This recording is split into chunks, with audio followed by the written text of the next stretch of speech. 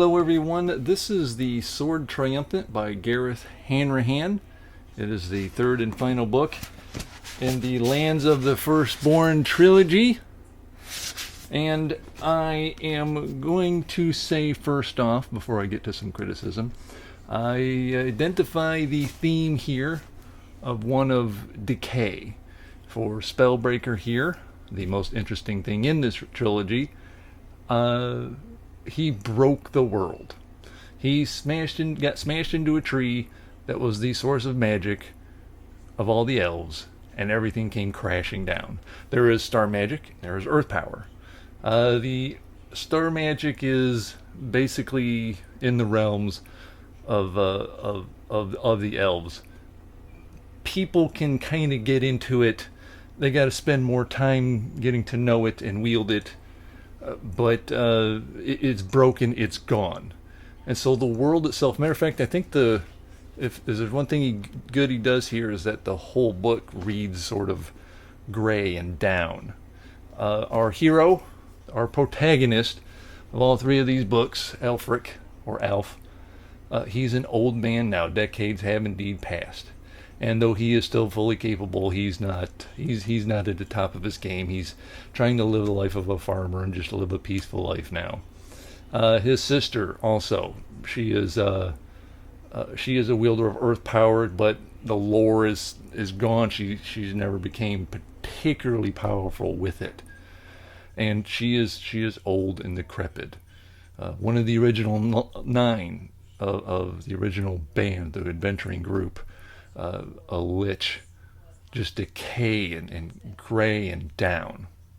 And then Alf here gets a message saying, okay, you got to go find the sword again and bring it to this evil city which we originally vanquished to try to save the world at one point. Things are not over. So Alf here has someone that's his opposite on the coin. Alf never wanted power. He is not stupid, but not, as he puts it himself, leave it to the clever ones. He is stubborn. He is remarked here at one point when he's actually leading the way through a dungeon that this is when he is most alive.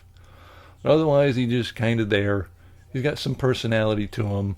I almost want to think that he's kind of Logan, but not.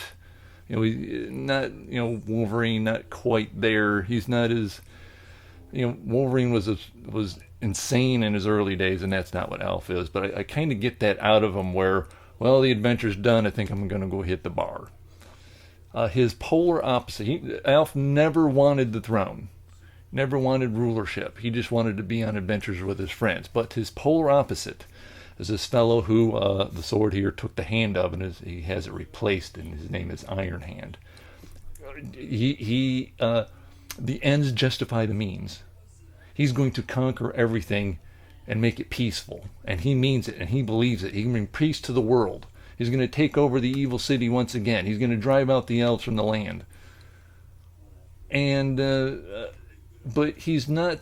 I think there's some evil in the world that knows it's evil. You're the villain when you gotta sort of shuck and jive and shuffle with your views and your conquerings. Not this guy. He actually seems to think he's doing well. And so where Alpha is particularly sane, his guy is almost insane. He kind of ignores the atrocities he commits. He's killed a lot of people. And then his armies have killed a lot of people. And of course, he's going to be the one to rule. And he wants this sword. And one of the most compelling scenes in this is Alf and Iron Hand and the sword and who's going to wield it and who the sword's going to pick. That's probably one of the best scenes in the book. But having said all that, well, let me do this first. I'm going to say this first. So this starts out really good. And the ending I actually really, really liked. I love the way it ends. But, let's see, I think we probably didn't need about that much of the book. Maybe a little something like that. Some chunk of it could have been chopped out. Because as this goes on, Alf does have an adventuring party with him. He has a group of people. This is not the original 9. These are just folks in his village. He trained them.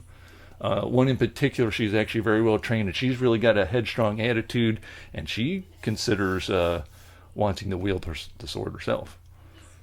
His sister, of course, a couple other people, and the book sort of meanders with them.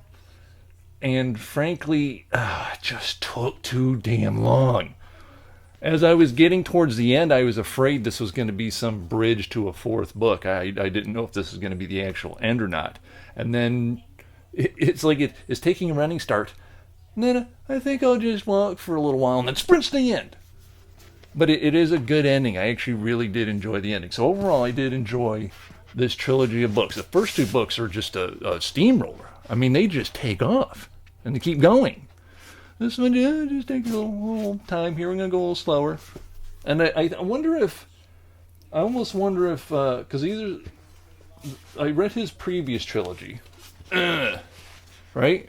And The Broken God, good one. The Shadow Saint, pretty good one. But I think the 3rd book, I just started going, I want this to be over with. I'm enjoying it, but it's going to get to the thing. And it wouldn't do it. It went too slow. This one didn't go as slow as that other 3rd book. So I'll call it a superior version of that 3rd book.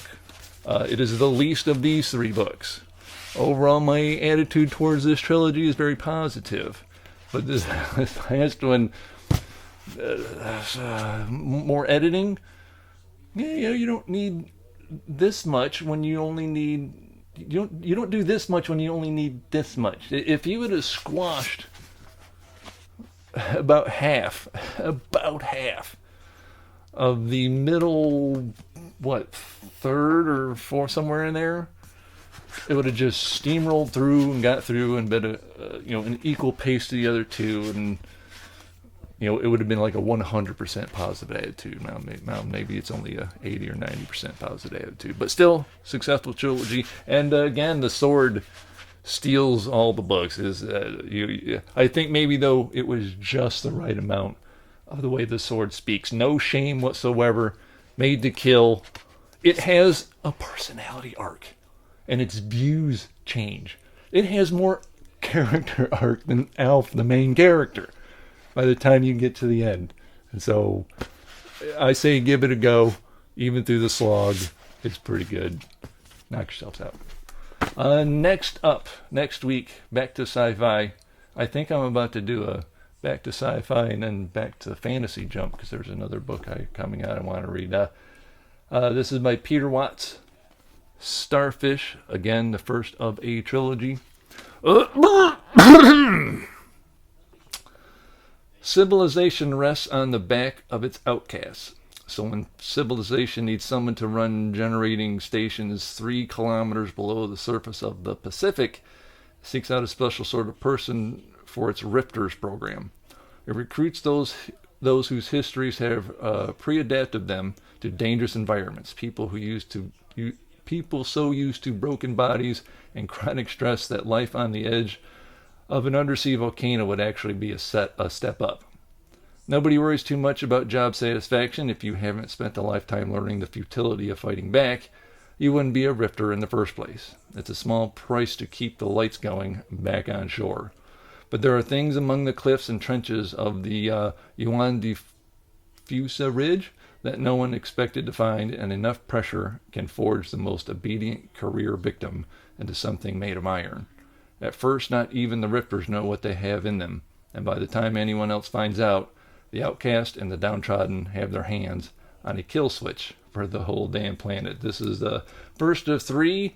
I'm going to go about halfway through and pass judgment, and if I like it, I will get the third, get the next one. Starfish by Peter Watts. I am looking forward to this Peter Watts. I have a short story collection of his that's outstanding. That's it. See you next week. More sci-fi. Thank you very much. Bye-bye.